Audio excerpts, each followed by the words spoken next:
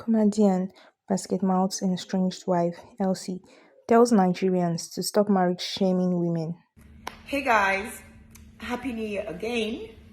So, I feel like it's only in this part of the world that people make a big fuss about a woman not being married at a certain age.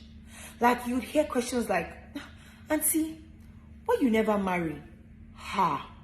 Is she gonna marry herself? Some even go as far as suggesting that, Auntie, you sure say you know go born one? How do you ask people such questions? You need to understand that if a woman is not married, it's because she's probably taking her time or she hasn't met the right person.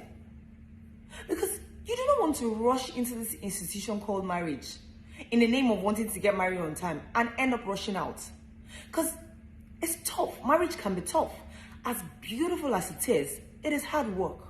Yeah. So if a woman decides that she's not ready yet, you need to let her be. Stop with the derogatory remarks on why she's not married, because it is really unfair. It's actually unfair. Yeah? I just thought to share.